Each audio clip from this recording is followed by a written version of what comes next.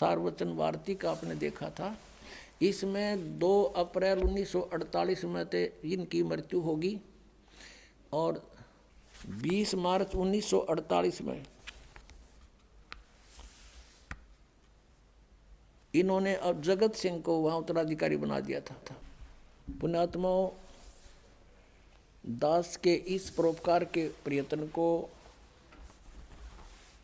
आलोचना ना समझना कि मैं संतों की आलोचना कर रहा हूँ, एक महापरोपकार कर रहा हूँ। ऐसे कर रहा हूँ कि जैसे एक बार किसी ने नकली नोट छाप लिए थे 500 के, सरकार को पता चला तो उसको मीडिया के माध्यम से, समाचार पत्रों के माध्यम से, टेलीविज़नों के माध्यम से दोनों नकली और असली को साथ साथ दिखाया था और ये बताया था कि ऐसे लक्षण वाला नकली है, ऐसे लक्षण वाला ओरिजिनल है। तो वो जनता का हित कर रही थी सरकार। और कोई ये कहे कि ये आलोचना करते हैं, दूसरों के नोटों को नकली बता रही है सरकार, तो क्या सरकार आलोचना कर रही थी? महापरोपकार किया। ना जाने कितने लोग ठगे जाते, बर्बाद हो जाते। तो इस दास का यही प्रयत्न है। जिन महापुरुषों ने परमात्मा पाया और जो परमात्मा ने स्वयं आकर ज्ञान बताया, उनका एक मिलता है, एक जैसा मंत्र है, एक जैसी साधना है उनकी। और जो ये नकली संत हैं, इनकी साधना गलत। 17 वर्ष तक हठ योग किया इस शिवदयाल जी ने, है किसी संत के प्रमाण में? गरीबदास जी बाल बच्चेदार थे, हल बाते थे, खेती करते थे, भगवान का सेवन करते थे। गीसा संत जी भी बाल बच्चेदार थे, किसान का काम करते थे और भक्ति की परमात्मा पाया। नानक साहिब जी भी पहले नौकरी करते थे, फिर परमात्मा से परिचित होने के बाद नौकरी त्याग दी, 10-12 वर्ष प्रचार किया, फिर परमात्मा ने आदेश दिया, कबीर जी ने, पूर्ण परमात्मा ने, सतपुरुष ने, कि आप अपनी भक्ति करो, इनको बाद में देखेंगे, अभी तेरा विरोध शुरू हो जाएगा। और नानक जी का इतना विरोध हो गया था, उनके पिताजी भी विरोधी बन गए थे उन नकली गुरुओं के कारण, कि ये क्या पैदा हो गया हमारे घर में, हमारे देवताओं को कहता है ये तो नासवान है, ब्रह्मा विष्णु महेश को। तो नानक साहब जी खेती भी करते थे, बाल बच्चेदार थे। और दादू साहब जी तेली का काम करते थे, तेली बैल चलाते थे, कोल्लू रखते थे। ऐसे मुल्कदास जी किसान थे और बाल बच्चेदार थे। कहने का भाव ये है कि इस तरह का हठ योग किसी ने नहीं किया जैसा शिवदयाल जी ने किया। और उसको परिणाम क्या मिला? ये 5 नामों का जाप करने वाला भूत बना वो, और उसी का अनुयायी सावन सिंह जी यानी जयमल सिंह जी का शिष्य। और सावन सिंह जी के अनुयायी कौन? बलोचिस्तानी शाह मस्ताना खेमामल जी, डेरा सच्चा सौदा सिरसा का जो है ना मुखिया माना जाता है। और उसको सावन सिंह का भी आदेश नहीं, नाम 3 बदल लिए, सतपुरुष और अकाल मूर्त और शब्द स्वरूपी राम। यूँ कहने के लिए कि जनता न्यू ना कहेगी काल के नाम जप रहे हो तुम, ये नाम जप। उनसे क्या रिजल्ट हुआ इसका? बलोचिस्तानी शाह मस्ताना, फाउंडर ऑफ द सच्चा सौदा सिरसा, उसके प्रवर्तक का क्या बना? अब दिखाता हूँ, देखो। यही पुस्तक है सतगुरु के परमार्थी कृष्णों के वृंतांत, पहला भाग। और इसके लिखने वाले कौन हैं? जो वर्तमान में सच्चा सौदा सिरसा के गद्दी नशीन हैं, परम हजूर महाराज श्री गुरमीत सिंह जी। अब देखो पृष्ठ 31 है ये। बेपरवाह जी वहाँ के एक प्रेमी की कार में बैठकर और पहाड़गंज में एक डॉक्टर की दुकान पर चले गए। वो बीमार हो गए थे, ठंड लग गई थी उसको। पीछे काफ़ी लंबा वर्णन है, हम थोड़ा सा सुनाएंगे आपको। आप जी के साथ सिरसा शहर का प्रेमी गोविंद, मदान और 3-4 और प्रेमी थे। अब आगे चलते हैं। इतने में डॉक्टर ने हुक्म के अनुसार बेपरवाह जी के इंजेक्शन लगा दिया और उसके साथ ही आप वहीं बेंच पर लेट गए। यानी वो बेपरवाह जी खेमामल जी बेंच पर लेट गए इंजेक्शन लगते ही, और तलियों की जलन का बहाना करके धन धन सतगुरु का नारा लगा दिया। अर्थात 18 अप्रैल 1960 को सुबह 10:15 पर अपना पंच भौतिक शरीर छोड़ दिया। छोड़कर अनामी देश में जा समाये। इंजेक्शन रिएक्शन हो गया इसका, और इंजेक्शन रिएक्शन से मृत्यु होगी 10 मिनट में इसकी। और वहाँ से इसको उठाकर फिर नौकानामी देश में जा समाये। यह दृश्य देखकर डॉक्टर के पसीने छूट गए। वह बहुत चक्का रह गया कि अब क्या होगा, बाबा जी के अनुयायियों से बर्बाद कर देंगे, उस पर कत्ल का इल्ज़ाम लगाकर अदालत में सज़ा करवाएंगे। उसे अब कुछ भी नहीं सूझ रहा था, वह अब क्या करे। अब ज़्यादा ना पढ़े, बाकी तुम पढ़ लियो, लेकर इनके पास बहुत मिल जाएंगे। इसमें और बहुत ऐसे रहस्य हैं इनके। ये सारे ब्रांड मट्टी होकर मरे। बाद में सतनाम सिंह जी की हिस्ट्री दिखा दूँ इनकी। लास्ट में इनके ऑपरेशन हुआ, पता नहीं वहाँ बम्बई में ले गए, टांग में दर्द हो गया, उसके को 20 डॉक्टरों को दिखाया, फिर हार्ट में डिफेक्ट हो गया, वाल में डिफेक्ट हो गया, जयपुर ले गए, फिर बम्बई ले गए, फिर वापस लाए, और फिर काफ़ी दिनों तक ये ऐसे ही अपना दुखी होकर शरीर छोड़ कर गए। अब कहने का भाव ये है कि अब आपको दिखाते हैं इनके परम धनी की दुर्गति। किसकी? शिवदयाल जी की। अब पुण्यात्माओं कहते हैं मूल जो इनका है उसी के विषय में जानकारी होने से आराम से समझ में आ जाएगी आपके, कि बाकी जो दूसरे इसके अनुयायी हैं वो कहाँ जाएंगे। जैसे ये एक जय गुरुदेव पंथ है मथुरा में, और वो भी आगरा से शिवदयाल जी के ही शिष्य हैं। शिष्य के शिष्य ऐसे परंपरा, जैसे जयमल सिंह जी ने ब्यास में डेरा बना दिया, और उसने जय गुरुदेव पंथ वाले ने वहाँ मथुरा में तुलसी साहेब बोल रहे हैं उसको, उनका शुभ नाम तुलसी साहेब, वर्तमान में जो वहाँ बैठे हैं गद्दी पे मथुरा में। तो उनसे किसी ने प्रश्न किया कि पूरे गुरु की क्या पहचान है। तो उत्तर देते हैं तुलसी साहेब जी ने कहा अपने शिष्य को जो पास में बैठा था कि बता दे, बोल दे सारी कहानी हमारे बारे में। तो उसने क्या उत्तर दिया कि जो परमात्मा के दरबार में आते जाते हैं वे पूर्ण संत हैं, और चाहने वालों को जो आज्ञा का पालन करते हैं उनको भी पहुंचा देते हैं परमात्मा के दरबार में। और सतपुरुष जिन जानिया, और सतगुरु जिसका नाम, तिनके संग शिष्य उभरे नानक हर गुण गाओ। नानक साहब की वाणी बोली उस चेले ने उसके गुरु जी के आदेश से। वो क्या कह रहा है कि जिसने सतपुरुष को जान लिया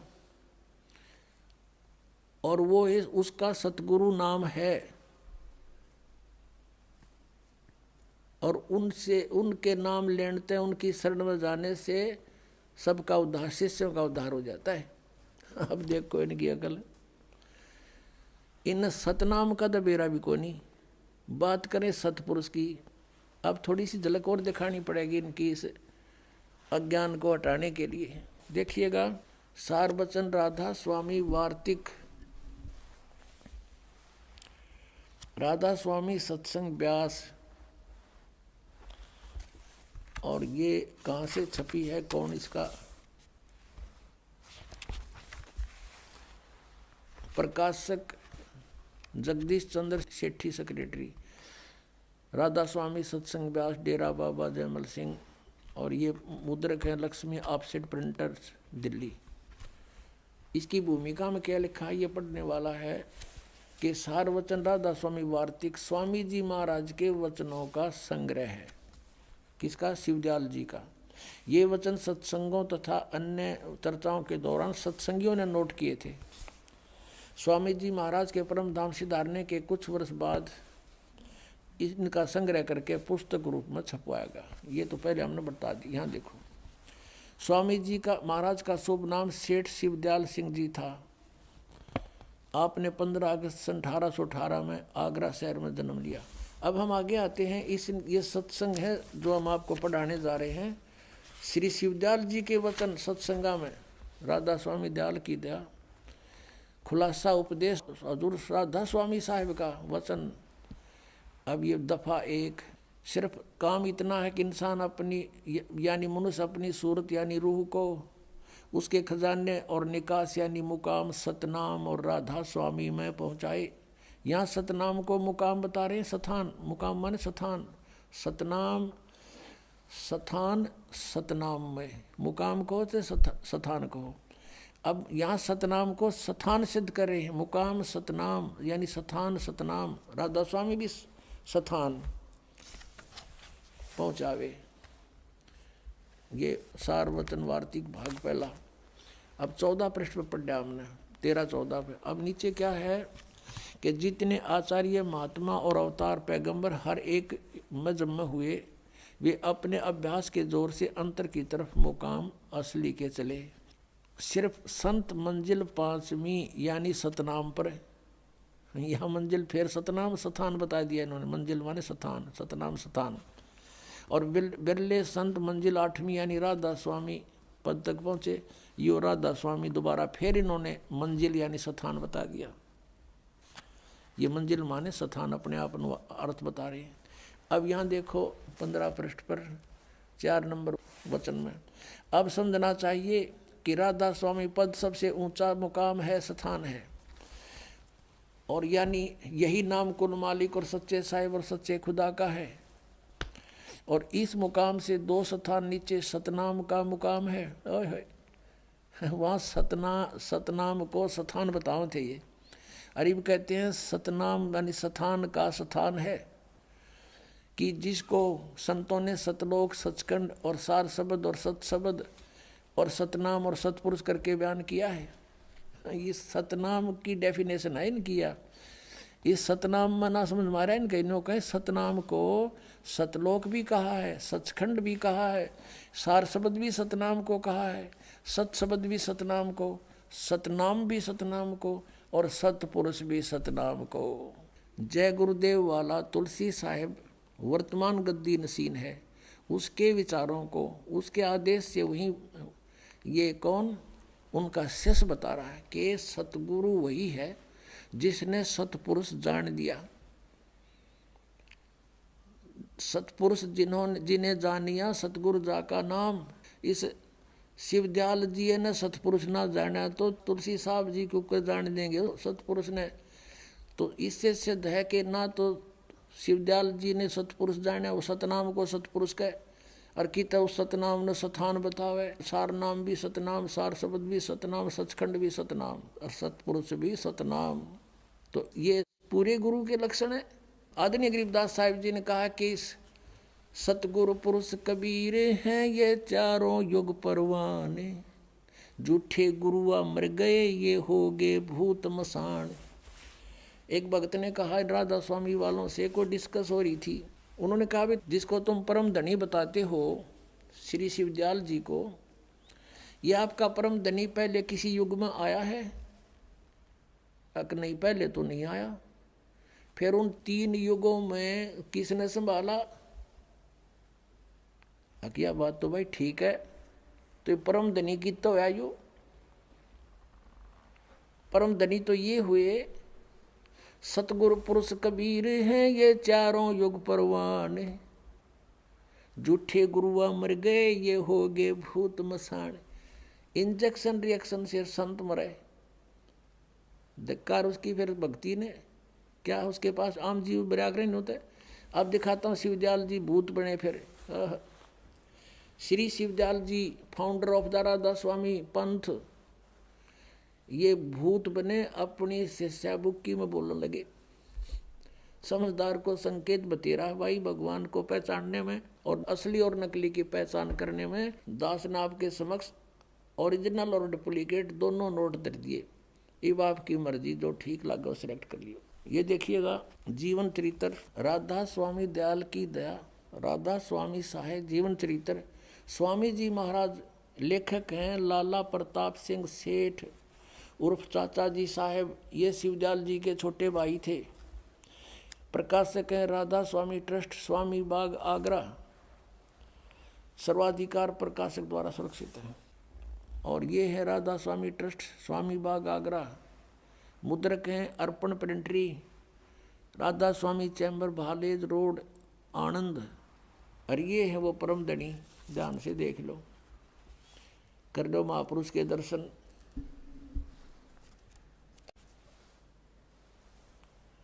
ये है परम पुरुष पूर्ण धनी अजूर स्वामी जी महाराज। अब देखो इसके हम चलते हैं प्रश्न नंबर। इनका कोई गुरु नहीं था, पहले तो ये स्पष्ट करते हैं। ये देखिएगा, जीवन चरित्र स्वामी जी महाराज का है 28 पृष्ठ पे। स्वामी जी महाराज का कोई गुरु नहीं था और न किसी से उन्होंने परमार्थ का उपदेश लिया।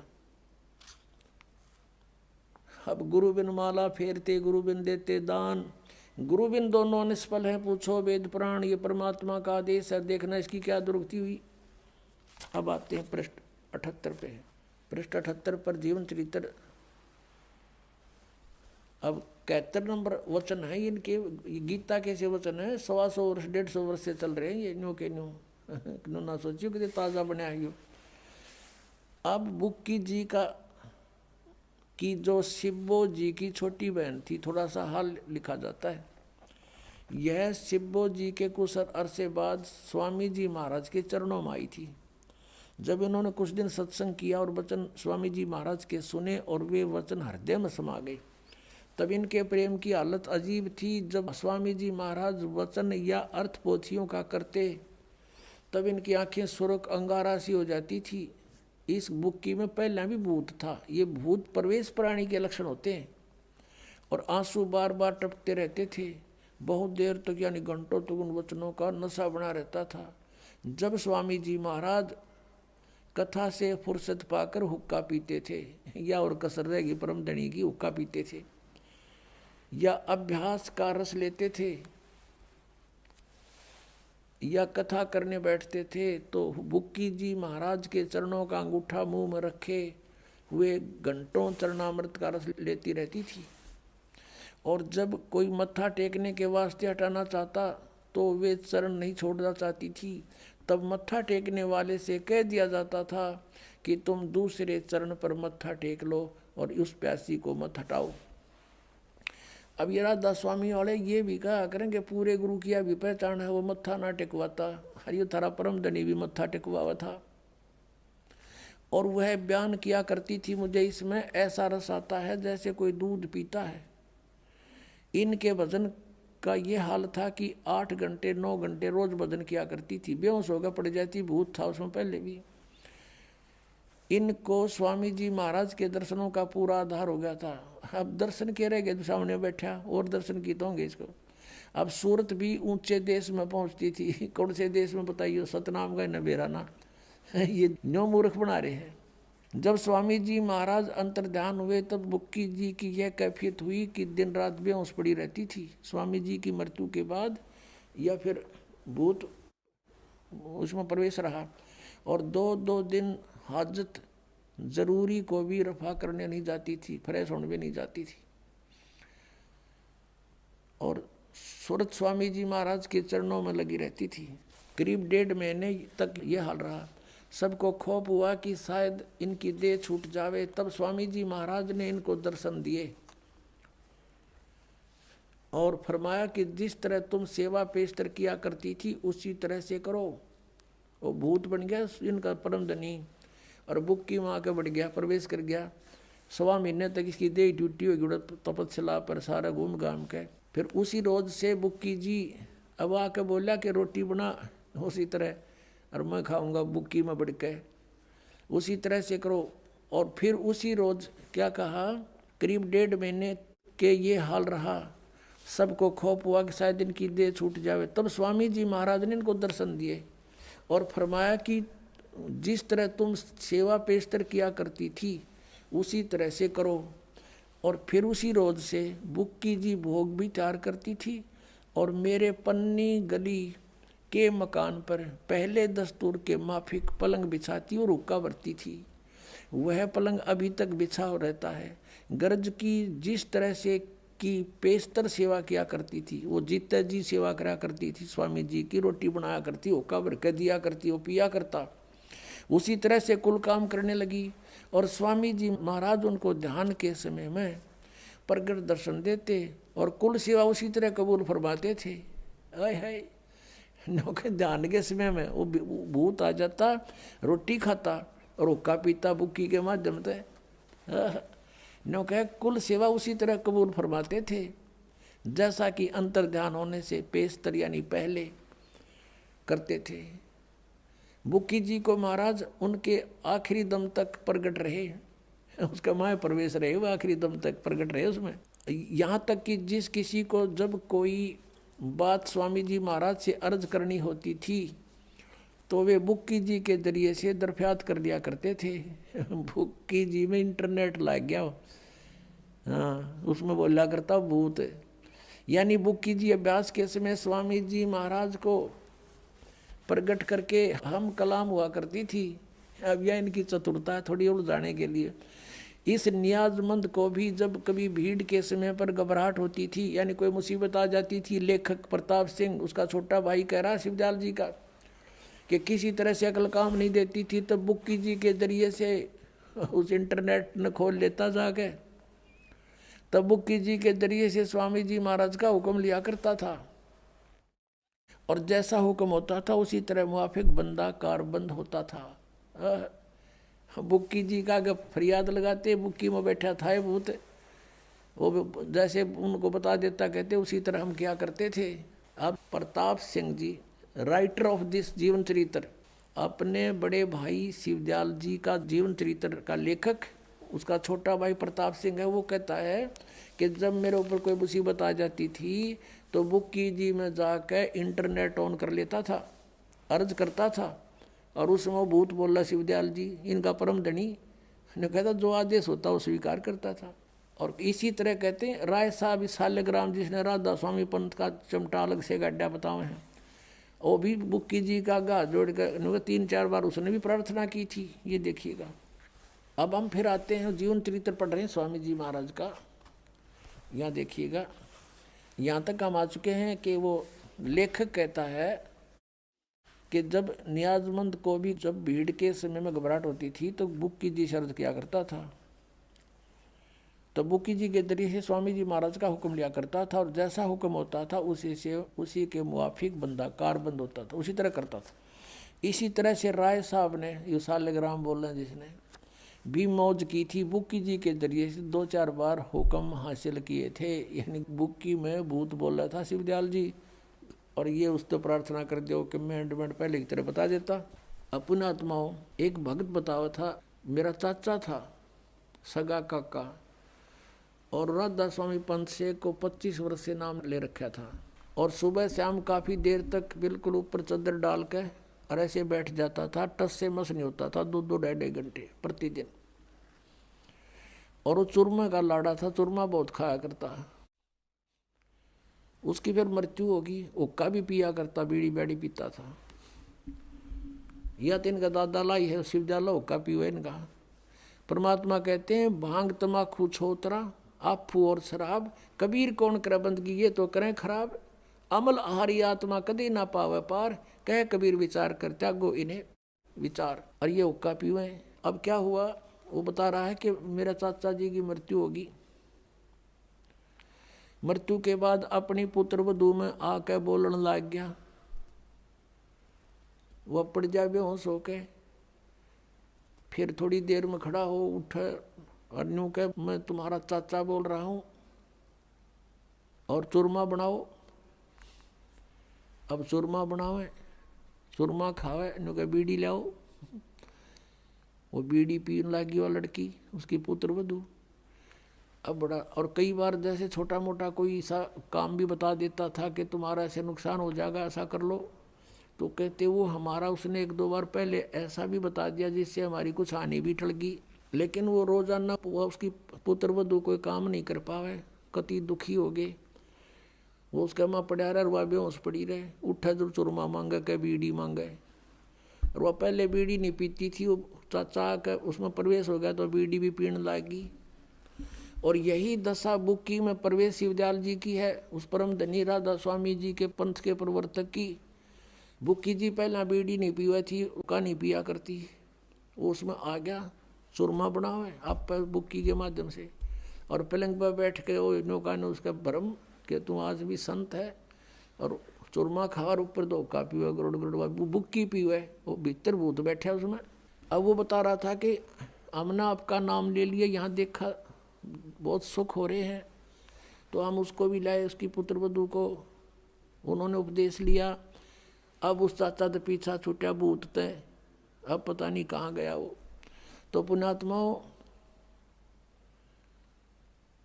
दास आपको को अपनी तरफ से बात बना कर नहीं कह रहा, उन महापुरुषों के विचार व्यक्त कर रहा हूँ कि जिन्होंने भगवान पाया उनको उन्होंने कौन से मंत्र जाप किए, और ये 5 नाम जाप करने वाले और 3 नाम वो सतपुरुष, अकाल मूर्त, शब्द स्वरूपी राम आदि ये नाम जाप करने वाले, इंजेक्शन रिएक्शन से मृत्यु, और ये भूत बनकर बुक्की में प्रवेश हो गया।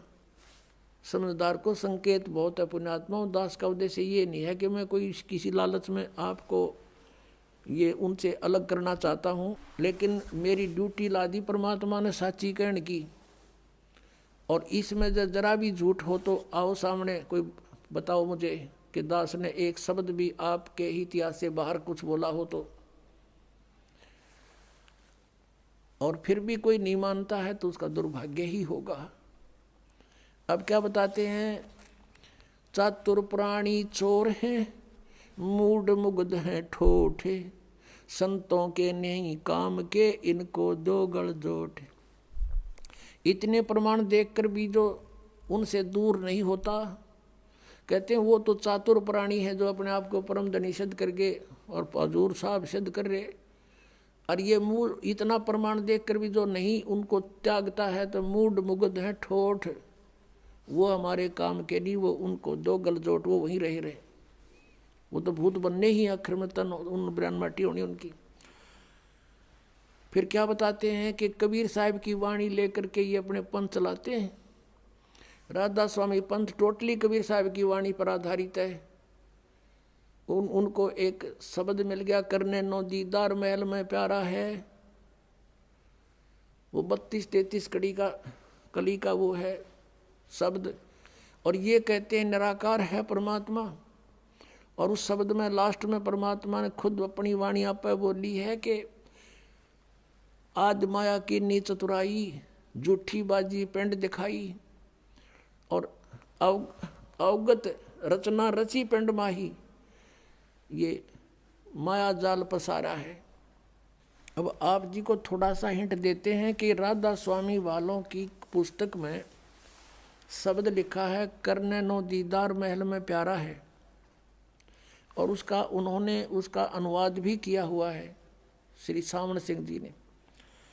और फिर भी ये कहते हैं सतलोक सचखंड के अंदर परमात्मा है नहीं, निराकार प्रकाश ही प्रकाश है, आत्मा वहाँ ऐसे मिल जाती है जैसे बूंद समुद्र में।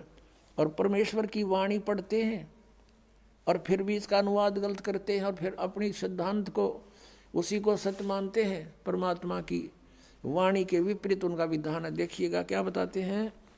अब सब वर्णन करके ये लंबा शब्द है, अभी नहीं बताएंगे, लेकिन हम थोड़ा सा लास्ट का हिंट लेते हैं, अपना आवश्यक जो विवरण है कि सतलोक में जब जीव पहुंच जाता है साधक,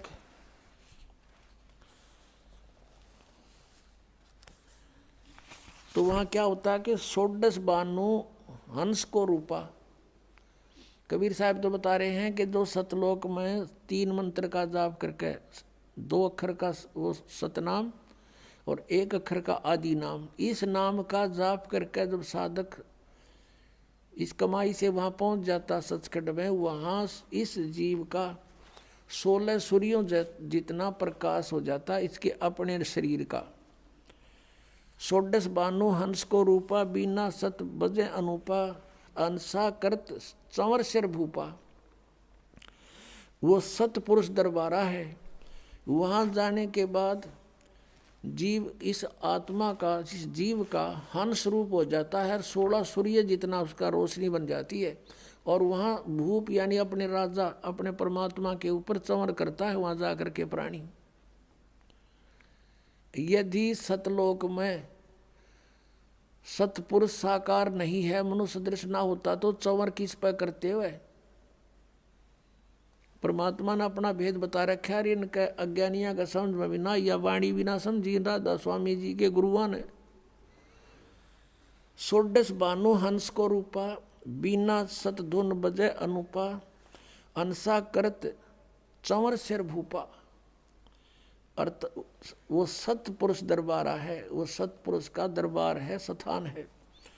कोटि भानु उदय जो होई, यानी सतपुरुष के एक रोमकूप में करोड़ सूर्य उदय हो रहे हों। एते ही पुनचंद खलोई, इतने ही चांद चंद्रमाओं की रोशनी दोनों की मिला दे तो भी कहते हैं पुरुष रोम सम एक न हुई। सतपुरुष के एक रोमकूप के बराबर भी उनकी शोभा नहीं है, इतनी करोड़ सूर्य करोड़ चंद्रमा की।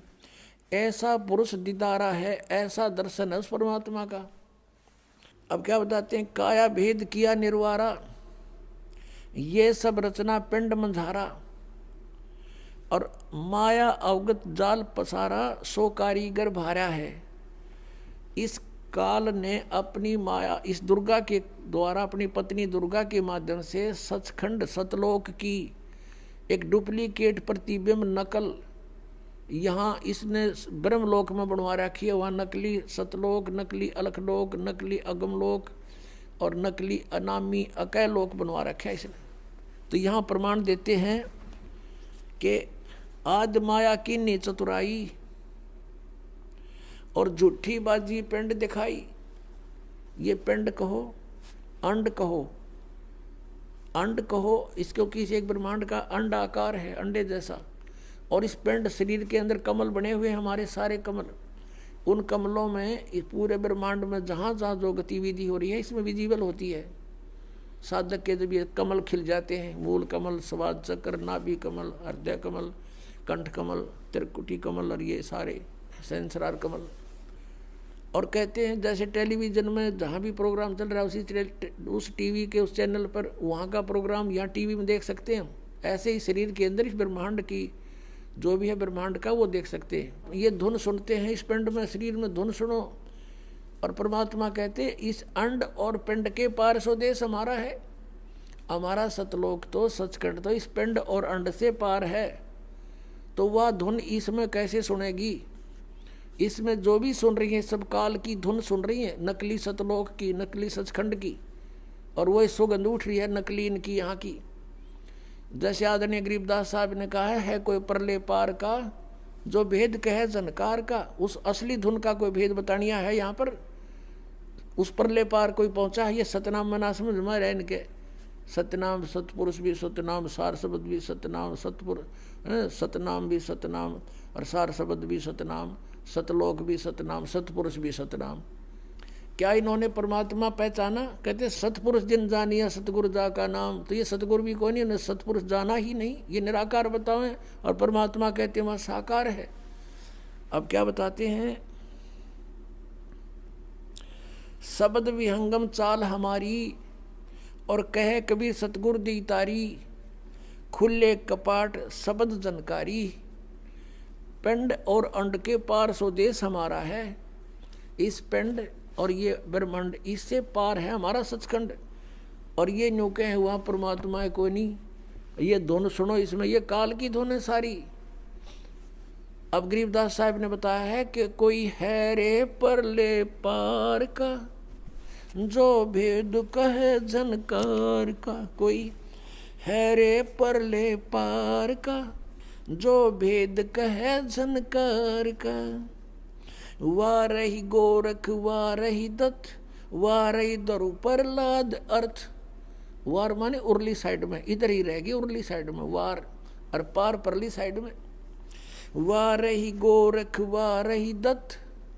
गोरख तो आप जानते हैं दत्त, दत्तात्रेय। और ध्रुव और प्रहलाद कहते हैं ये इधर ही है इस काल के जाल में।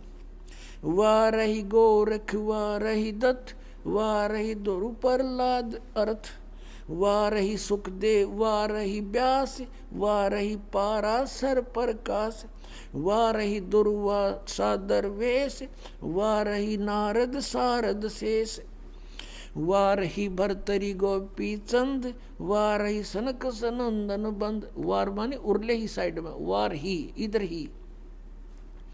वार ही ब्रह्मा, वार ही इंद्र, वार ही सेंस कला गोविंद। 1000 कला का भगवान, यो काल भी इधर ही है। वार ही शिव शंकर दो शंभ, वार ही धर्म राय आरंभ। ये तुम्हारा शिव शंकर भी वार ही है, तुम्हारा शंभु, और धर्मराय भी वार ही है। वार ही धर्मराय धर धीर, परम धाम पहुंचे कबीर। रग यजुसाम अथर्ववेद, परम धाम नहीं लहा वेद। अब चारों वेदों में परम धाम, सतधाम, सतलोक, धूलोक, इन सब का वर्णन है, लेकिन इसके आधार से उस परमात्मा को किसी ने पाया नहीं। ये वेद भी परमात्मा ने ही वेदों में दिलवा रखा, दे रखा है। अलल पंख अगाध भेव, जैसे कुंज सुरती सेव। वार पार थे हाने था, गरीबदास निर्गुण निगाह।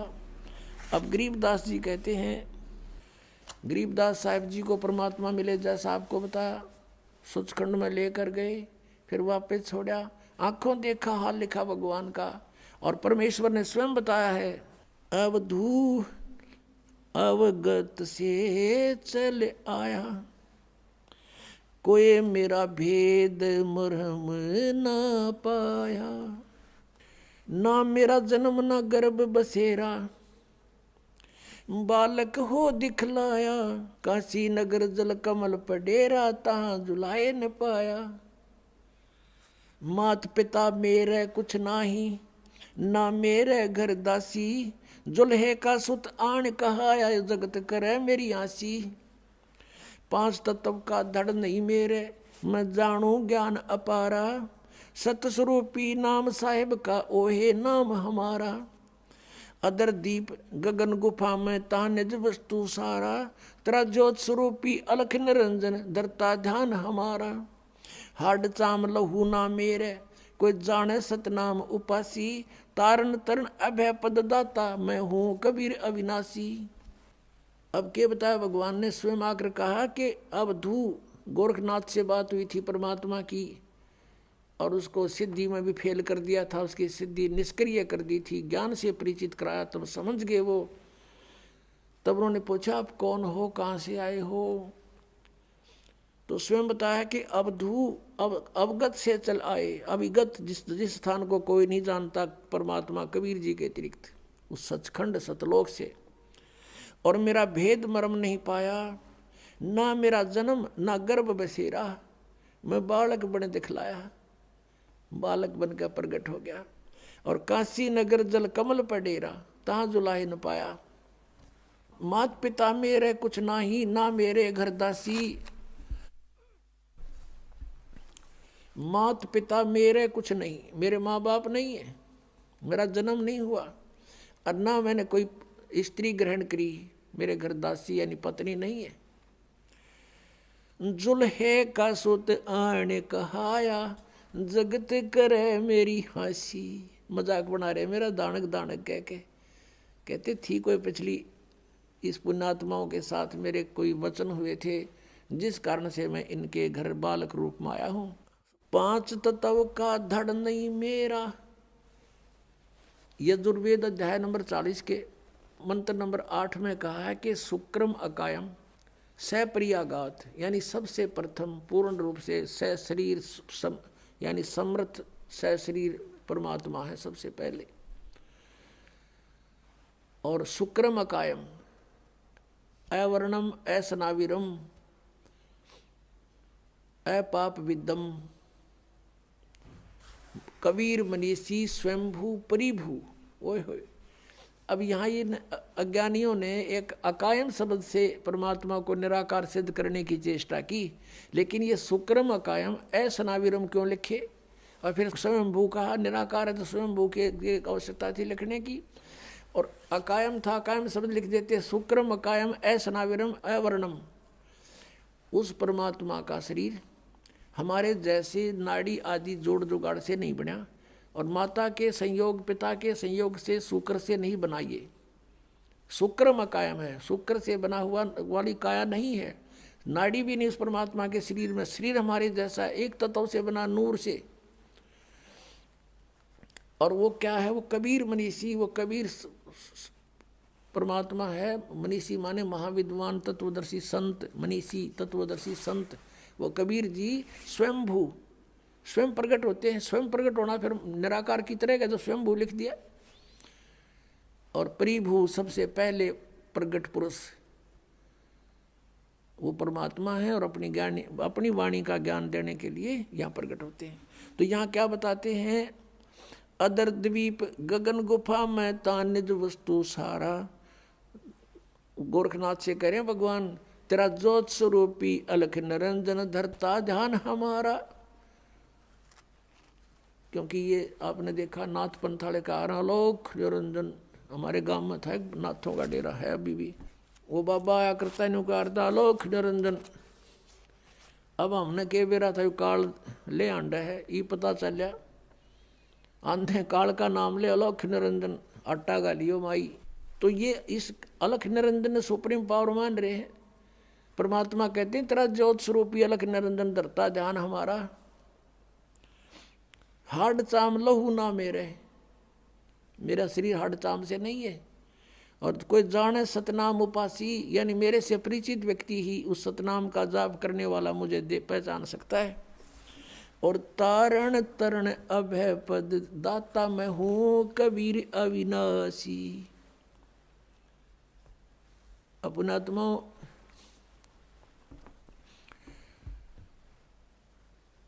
हम पूर्ण परमात्मा सतपुरुष कबीर जी के बच्चे हैं। वो हमारे पिता हैं। हम काल के जाल में फंस गए और अपने का दुख अपनों को ही होता है।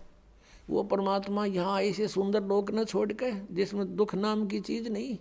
और यहाँ परमात्मा का एक दिन भी चैन से नहीं रहने दिया। उनके साथ मार मार रखी।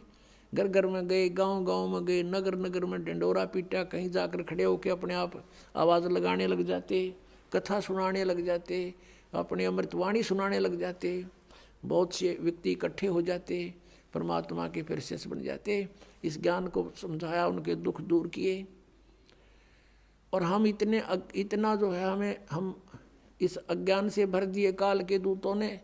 हम भगवान को नहीं पहचान पा रहे। कहा परमेश्वर ने, चारों युग में संत पुकारे, कूक कहा हम हेल रे। हीरे माणिक मोती बरसें, ये जग सुगता डेल रे। कबीर परमात्मा कहते हैं हम चारों युगों में आए, संतों को समझाया, अच्छी आत्माओं को। उन्होंने फिर मेरे से परिचित होकर के इस तत्व ज्ञान का डंडोरा पीटा। चारों युग में संत पुकारे, कूक कहा हम हेल रे। और ये हीरे माणिक मोती बरसें, ये जग सुगता ढेल रे। तत्व ज्ञान रूपी अमृत और मोती बरसा रहे हैं, हीरे लाल पन्ने हम बरसा रहे हैं सत साधना रूपी। और ये शास्त्र विरुद्ध साधना और अज्ञान रूपी ज्ञान को ग्रहण करके डले ढो रहे हैं। अब गरीबदास साहिब जी ने कहा, अनंत कोट ब्रह्मांड का एक रति नहीं भारे। सतगुरु पुरुष कबीरे हैं ये कुल के सिरजनहारे। सतगुरु पुरुष कबीरे हैं ये चारों युग परवान। झूठे गुरुआ मर गए ये हो गए भूत मसान।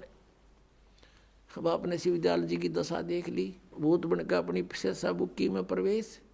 तो परमात्मा गरीबदास साहिब ने जो कहा कि झूठे गुरु मर के भूत बने फिरे हैं और उनके अनुयायी कहाँ जाएंगे, सोच लो भक्तों। मोती मुक्ता दर्शत नाही, ये जग है सब अंदरे। दिखत के तो नैन चश्म, इनका फेरा मोतिया बंदरे। ये परम धनी को वहाँ आँख बीचों बैठे संता भक्ता ने सोचे भी तो भगवान से मिल गए। और कहते हैं ऐसे आँखें बदल कर नो और ऊपर देखो बोला इसमें किम में आँख बदल कर देख लो, बिना बदले देख लो। ऋषि मैं ऋषियों ने इसको खूब छान रखा, सारे कमल नारी नारी बता रखे, फिर भी ना पाया भगवान के निराकार। और वह छुरी दादा स्वामी और धन धन सतगुरु जय गुरुदेव वालों की भगवान निराकार बतावे। और परमात्मा सह शरीर मनुष्य दृश्य और उसके एक रोम को में करोड़ सूर्य मिला दे, करोड़ चंद्रमा, ऐसी शोभा है। तो निराकार कैसे हुआ? तो यहाँ भगवान बताते हैं, समझा है तो सिर धर पाओ, बहुर नहीं रे ऐसा दाव। सब जाए तो सिर पर पाँव धर लो और आ जाओ सतलोक आश्रम बरवाड़ा में, छुटवा लो पीछा। बोलो सतगुरुदेव की जय। परम पिता परमात्मा पूर्ण ब्रह्म सारी सृष्टि के रचनहार कबीर परमेश्वर जी हम सभी आत्माओं के जनक हैं, ये हमारे पिता हैं। इन्होंने आकर हमें ज्ञान कराया कि आप यहाँ के रहने वाले नहीं हो। जिस स्थान को, जिस लोक को तुम अपना मानते हो, ये आपका नहीं है। आपको यहाँ विवश करके रोका हुआ है। यहाँ 21 ब्रह्मांड का जो स्वामी है, प्रभु है, जिसको तुम ब्रह्म कहते हो, ये ज्योति निरंजन काल है, इसको श्राप लगा हुआ है 1 लाख मानव शरीरधारी प्राणियों का नित आहार करने का। और उसी उद्देश्य से इसने आप जी को यहाँ विवश करके रोका हुआ है। अपनी स्वार्थ पूर्ति के लिए आप जी को यहाँ झूठे लालच में यहाँ बांध रखा है।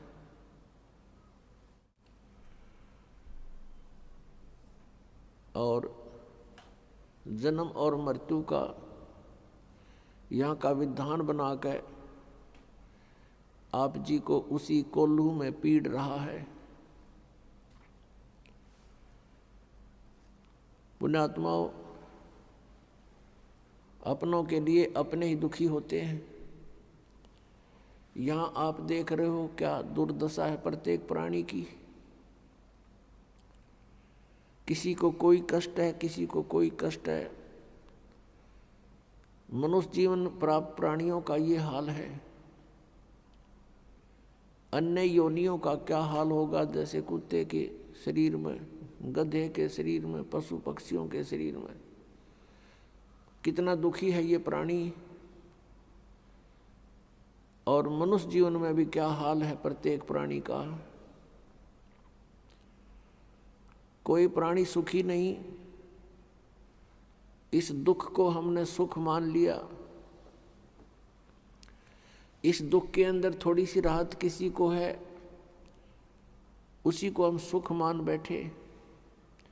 इसके लिए परमात्मा कबीर देव जी, कबीर साहब जी कहते हैं कि झूठे सुख को सुख है, ये मान रहा मनमोद, ये सकल चबीना काल का, कुछ मुख में कुछ गोद। परमात्मा कहते हैं कि सभी काल आहार है ये जो इसने 21 ब्रह्मांड में आपको उत्पन्न किया हुआ है। अपनी उदर पूर्ति के लिए ये सब कुछ किए हुए हैं। आप जी इसके आहार हो। जैसे कसाई बकरे पालता है, उसका उद्देश्य क्या होता है? उन बकरों को सुविधा देने का, अपनी रोजी रोटी और स्वयं आहार करना।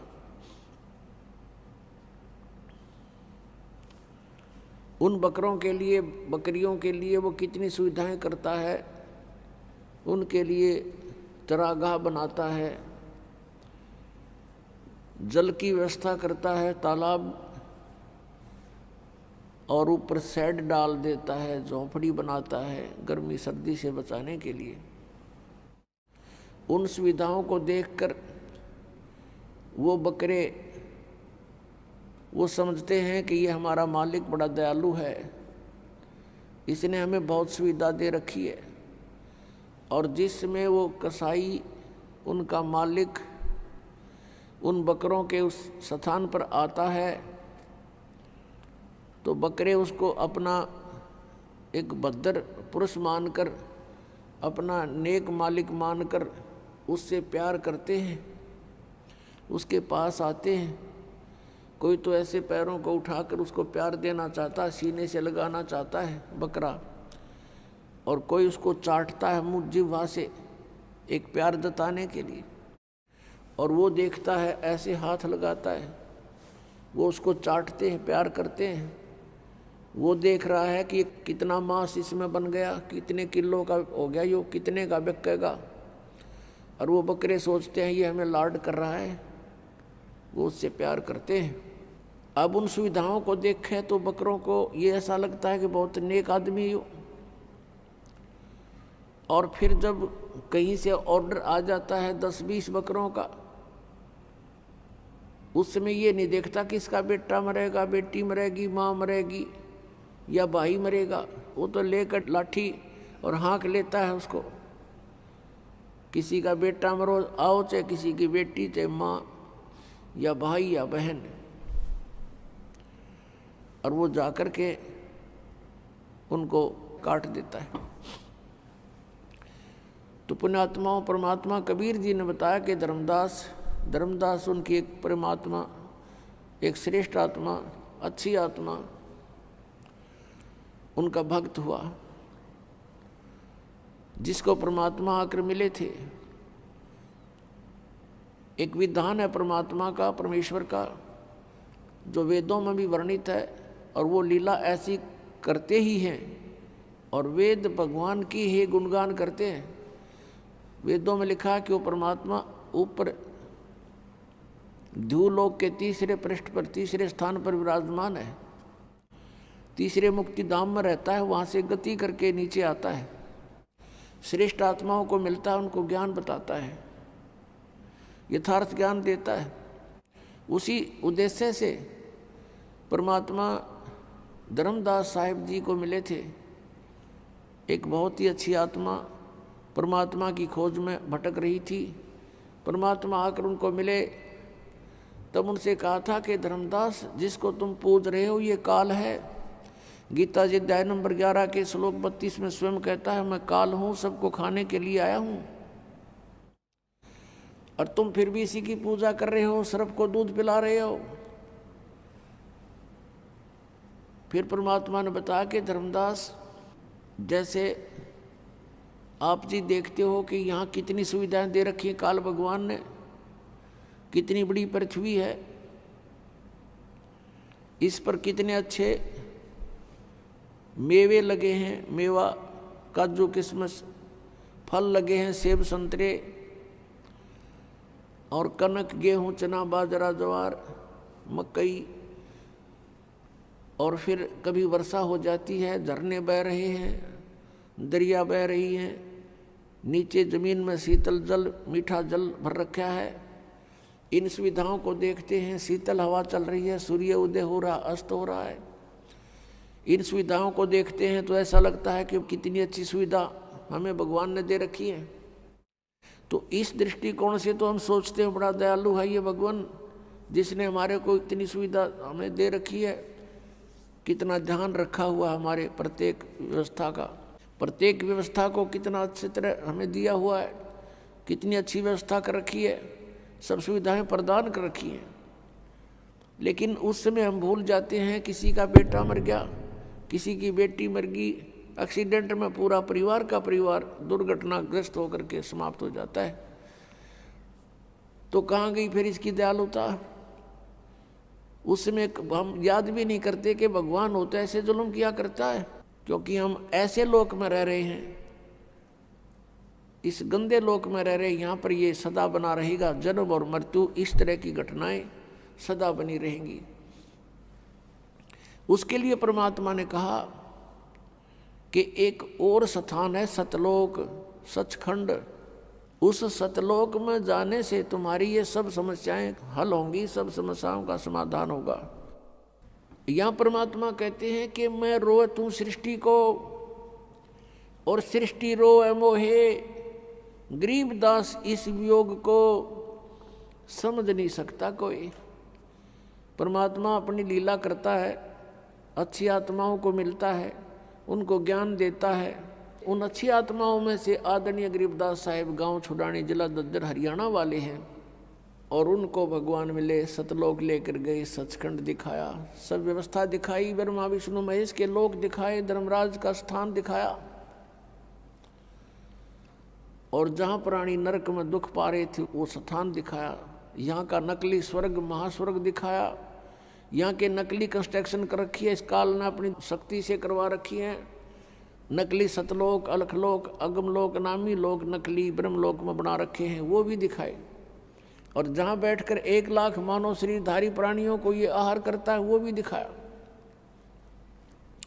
फिर अपना सचखंड दिखाया, सतलोक दिखाया। और वहाँ परमात्मा को देखकर, सारी व्यवस्था को समझकर संत गरीबदास साहिब जी बड़े खुश हुए। फिर परमेश्वर ने उनको वापस भेज दिया शरीर में। उस समय गरीबदास जी के शरीर की अंतोष्टि करने की तैयारी थी, मृत जान लिया था, क्योंकि आत्मा को परमात्मा निकाल ले गए थे। चिता के ऊपर रख दिया था तो परमेश्वर ने वापस भेज दिया, तभी वो चिता पर ही हलचल हो गई। नीचे उतर आए, उठकर चल पड़े, परमात्मा की आंखों देखे, उस व्यवस्था का गुणगान करने लगे अपनी अमृतवाणी में। परमेश्वर कबीर जी ने गरीबदास साहिब जी के आत्मा में, अंतःकरण में ये ज्ञान भर दिया था जो उन्होंने बाद में बोला। तो यहाँ बताया है कि मैं रोवत हूँ सृष्टि को, गरीबदास जी बता रहे हैं कबीर भगवान ऐसे बोला। और तुम रोवत हो मोहे, सृष्टि रोवे मोहे। गरीबदास इस वियोग को समझ नहीं सकता कोई। मैं तुम्हारे लिए भटक रहा हूँ, कबीर परमेश्वर जी कहते हैं, और तुम मुझे ना पहचान कर इस काल के दूतों से चिपके हुए हो। इस काल के ही भगवानों से तुम चिपके हुए हो और मुझे नहीं पहचान रहे, और तुम मुझे खोज रहे हो, तुम मुझे ढूंढ रहे हो, लेकिन मुझ तक ना पहुंचकर इन काल के ही इन अवतारों तक तुम वहीं चिपके रहते हो, क्योंकि तुम्हें ज्ञान नहीं। अब मैं ज्ञान बताने आया हूँ, अब तुम सुनते नहीं। तो परमात्मा ने क्या बताया है, मानुष जन्म दुर्लभ है, मिले न बारंबार। तरवर से पत्ता टूट गिरे, वो बहोर न लगता डार। राम रटत कन्या भली, साकट बलो न पूते। छेरी के गल में गलथना, जिसमें दूध ना मूते। राम रटत दारी दर भलो, टूटी घर की छान। वो कंचन महल किस काम के, जहाँ भक्ति नहीं भगवान। राम रटत कोढ़ी भलो, चू चू पड़े जो चाम। वो सुंदर शरीर किस काम का, जा मुख